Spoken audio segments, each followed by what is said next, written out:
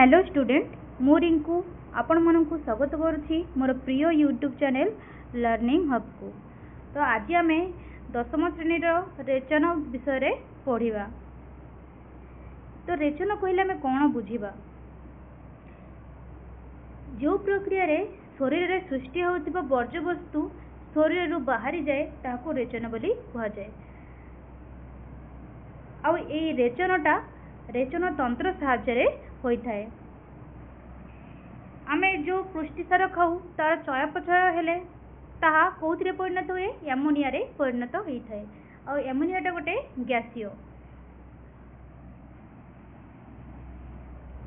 एबे आमे देखिबा विभिन्न प्राणी माने विभिन्न प्रकार वर्ज्यवस्तु त्याग करथांती।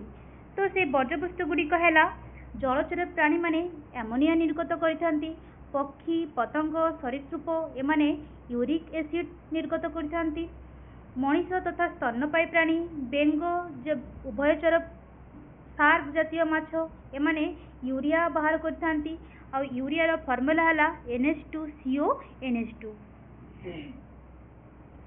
और यूरिया कोठी तैयारी हुए? यकृत रे तैयारी होता है। एमोनिया सहित अंगारकाम्ल मिसी कौन तैयारी हुए? यूरिया तैयारी होता है।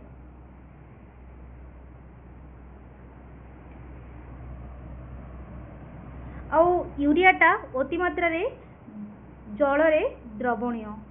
तेणु यह कौन हम ना रक्त सहित मिसिकी कोठी पहुंची थाए? वृक्क ठारे पहुंची थाए। वृक्क रे हम जानछु कौन हुए? रक्त छणा कार्य हुए। तो जेते बड़े वृक्क रे रक्त सहित यूरिया पहुंचीबो रक्त छाणी हे रक्त पळेबो आउ कौन हम ना यूरिया जल सहित मिसिकी कौन तैयारी करिवो? मूत्र तैयारी करिवो।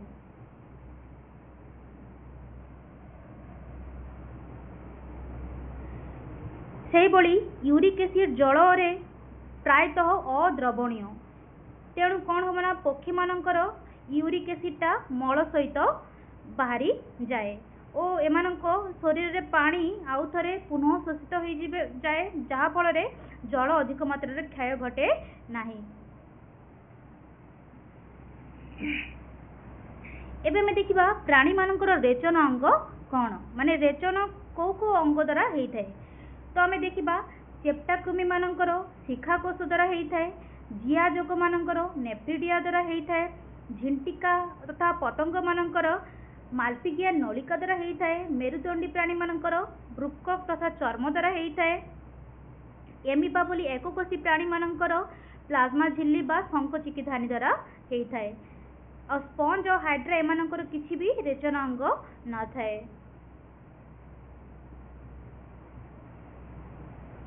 तो आम ए देखा मनीषर रेचन तंत्र। तो मनीष रेचन तंत्र रे कौन कौन थाए? तो मनीष रेचन तंत्र तुम मैंने देखी पार्थुब ये दुईटा वृक्क थाए। मूत्र सारणी नली थाए आउ गोटे है मूत्राशय।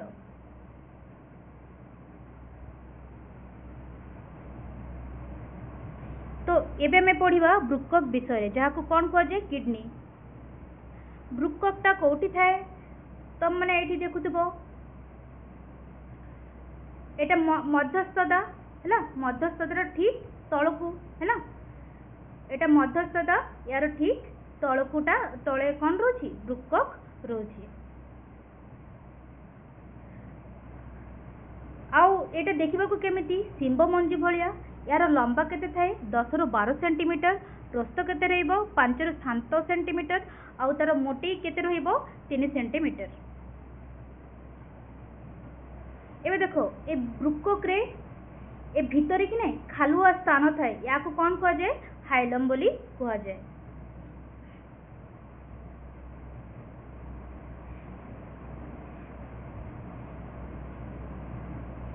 ए वृक्क रो बाहरटा को कौन कह जाए? कॉर्टेक्स। और भीतर जगह को कौन कह जाए?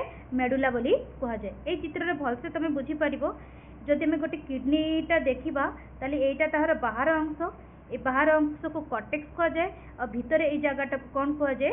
मेडुला बोली कह जाए। आउ देखो तुम ए मेडुला रे कौन रही ना छोट छोट एमती त्रिभुज भाया जिनिस जहाँ को कह जाए मेडुलारी पिरामिड है।